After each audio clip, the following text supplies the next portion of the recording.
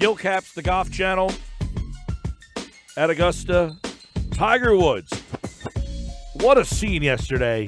A sea of people at the gallery following him around. Unreal. As he wins for the first time since 2008, 05 at the Masters. And Gil joins us now on the Boardwalk Honda Hotline. Gil, what a scene. I mean, epic performance and just a tremendous atmosphere. And I guess we'll start with that. You know, have you personally, I mean, you wrote a book about the Masters. Have you personally ever seen a Masters with this vibe and energy? You know, I was thinking most of the day here, you know, and when Mike calls, what we're going to talk about, because, right, there's so many things. I don't know where to start with. You know, it was an incredible day at Augusta National. Hard to compare, you know. We live in this day and age where everything that happens right now is the greatest ever.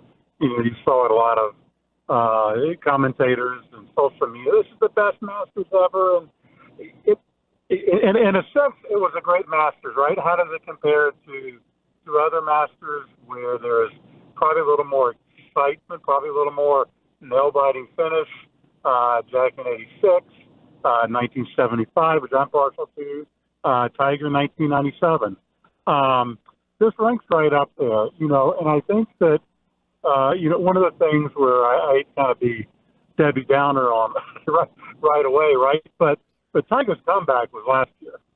You know, Tiger's comeback was being there in major championships at the British Open and the PGA and winning at the Tour Championship.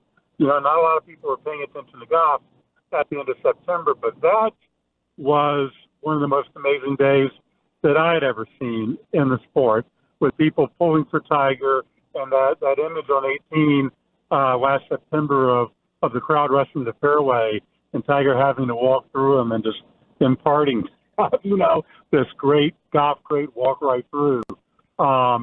This to me yesterday was more of an affirmation about his greatness. And I know we talked a little bit about Thursday, and to go back, you know, you can never be surprised about what the greatest sports figures of all time, what they're capable of doing and what they may do.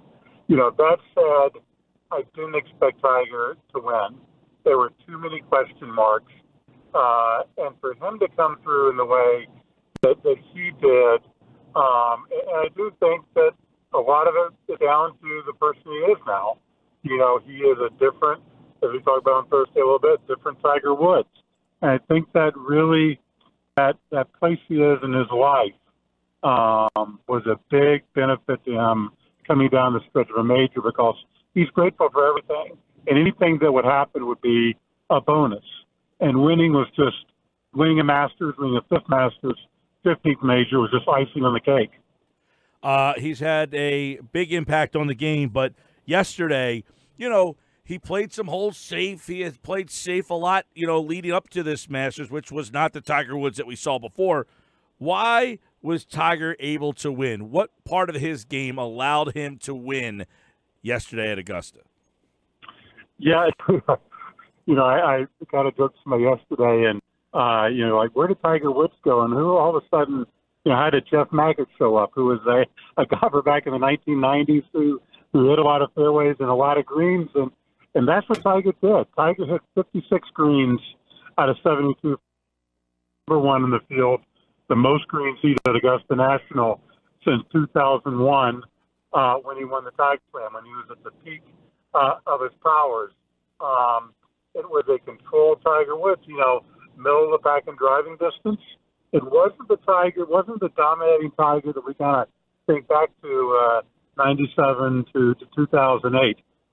He won with greens in regulation. Putting was just so. But I think the two turning points, Mike, that you saw there was ball striking, and it was on the two par fives on that final nine.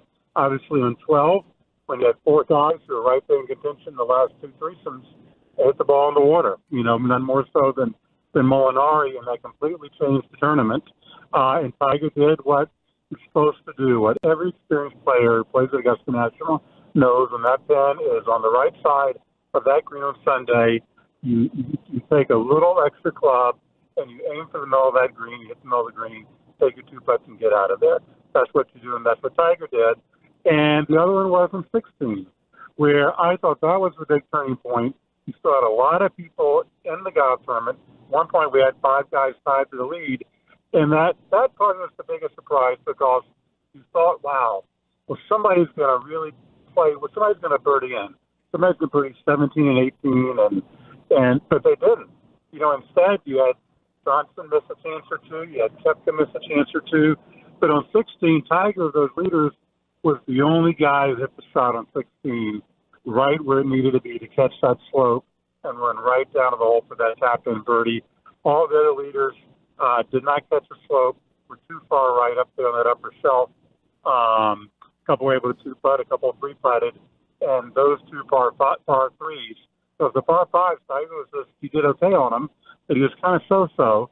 But those par 3s there on that incoming 9, that was the difference to me in the golf tournament. What does this Masters win do for the game of golf this year and moving forward? We all know, we hear Tiger doesn't move the needle. He is the needle. Yesterday it felt like the entire world was cheering on Tiger, including the competitors in the tournament.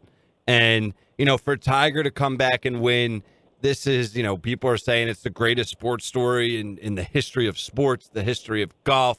We all know what Tiger did in his prime to change, everything with golf as far as the attention and the popularity. And I can go on and on. But what does this win yesterday do for the sport this season and moving forward?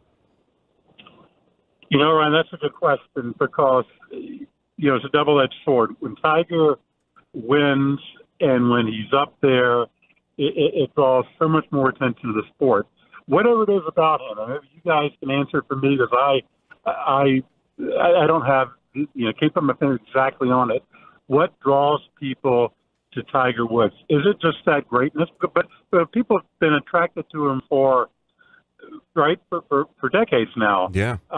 What it is about why people tune in just for him. So while it does that, on the other hand, the numbers showed, Tiger didn't really do that much for grassroots golf and growth of the game and participation in the game over the last 20 years. Now, look, a lot of other factors why golf has had issues from cost to the time it takes to competition now from everybody's mobile devices and other activities, less leisure time, all that stuff. And through the bubble it creates. We saw that bubble in the game a couple of years ago after Tiger's initial back issues after 2013 in the fall, and TV ratings, sponsorship issues, the fear that it creates a bubble. Then when Tiger goes away again, the bubble bursts, and we're kind of back to where we are. So that's a good question for all the industry leaders as to how to take advantage of Tiger being back front and center to make the game stronger and healthier, and not just people tuning in a couple of times a year to see if Tiger's going to win or not. What about for him personally? Like, is he ready to handle this potentially? Like, Nike 5 seconds after he wins puts out the commercial. All the focus is on him now. I'm sure endorsements could possibly come back. It's going to kind of be a whirlwind for the better for the sport, but for him, is he really back, or did he just have a really good 4 days at, the tournament? Well, it depends on what you mean by back. Do you Right. mean back as the winning 8 times a year and winning a major to a year? No, I would bet my house and camper on that. He's I think he's a different person, and he's in a different place. And I can't tell you how different that scene was yesterday, hugging his kids and the joy on his face, and, high-fiving people in the gallery. That's not, and we saw that last year too with Tiger. That's not the Tiger Woods of before. It wasn't the Tiger Woods that his father raised. That wasn't the Tiger Woods that you saw through the trials and tribulations infidelity scandal and the back issues and the DUI, whatever else is going on. He is completely different. And, the one thing I would disagree with is a lot of people now have said, well, that 15th is going to be the toughest. Now I see him just kind of rolling off, and Jack's major record is in peril. Tied with 15 major championship wins. Jack Nicklaus with 18. That is to me, it's still way out of his reach. To win 3 or 4 more major championships at the age of 43 or greater would be the greatest sports accomplishment ever in the history of any sport. To do that, when you consider that only 2 players ever won 2 above age 43. One was a guy named Julius Burroughs back in the 1960s, and then you have a guy named Old Tom Morris Sr. who did it in the Open across the pond back in the 1860s, and he was only playing against 10 guys, and 5 of those were probably drunk. So that is, but you know what? It's sports, right? That's why you tune in. That's why in 2008, even when Tiger had a knee issue, came back the next year, started playing well, nobody would have ever believed if you had said, Tiger won't win another major for 10 years. You could have put money down or retired on that, So you never know. But it would be, like I said, to me, a shock if he were to continue winning majors and win a handful more at his age, because he doesn't put in the time or the effort he did. And I think they said he's comfortable where he is. He still wants to win, still wants to work hard. But I think he has to have right situations now to win major championships, and he got one. He got one yesterday, and I tell you, it was fun to watch. Gil Capps from the Golf Channel is with us. Why do Molinari and Koepka go for it on 12? Is that the Tiger effect? I mean, that's a shot where you see so many people try that, and they fail, and they went after it yesterday, and they failed. Mike, I think maybe there were guys who just felt they had the confidence, and they were kind of playing with house money, right? When you're the major champion of the last 2 majors played, which both of them are, maybe there was a little bit of cockiness, a little bit of invincibility. They thought, I'm sure if they had it to do over again, they would have played it a little differently. And that's, even if you feel like that shot, you've got it right there. If you think it's the perfect club and you feel totally comfortable over it, down there in that little hollow where the wind swirls, you can never be 100% sure of what you're going to get out of that golf shot. And that's why playing it safe, playing it to the middle of the green, and playing for that number is what you need to do, especially on a Sunday. And I was really surprised to see Molinari hit that ball in the water, even though he had been struggling with the shot. He wasn't on. He got by with a lot of bad shots leading up to that hole and made a lot of great putts. But it surprised me that he was riding in the water. Beth Page, right? PGA, Pebble Beach, U.S. Open. He's won at both of these places. So does this year set up nicely for him to surprise us all? It could, and it would be a big surprise. Golf is so deep now, too. Like I said, a lot of these, there's so many good players. The game is played even more differently than it was when Tiger was in his heyday with the long ball. PGA, Beth Page here in just 4 weeks' time is a place that Tiger's won before, won the U.S. Open there in 2002, and obviously Pebble Beach being a place where he's had great success and won the U.S. Open.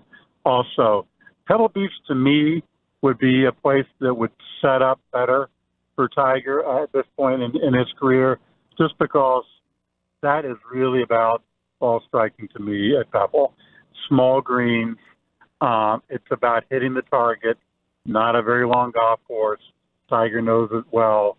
I would expect Tiger to play well there. Beth Page, much longer golf course, the opposite, big greens. Not really sure how it'll be set up here. It's going to be our first PGA Championship now, moving from August to May. So that one's a little more of a question mark to me at this stage in Tiger's career. But it's sports, right? That's why you tune in. You don't expect the Tampa Bay Lightning to be down 0-2 right now in the first round of the NHL playoffs, right?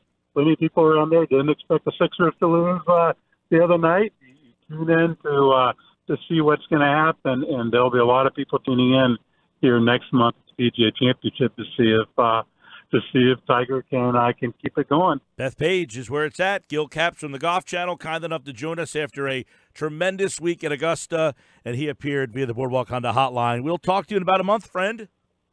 Sounds great, Mike. Thank you very much.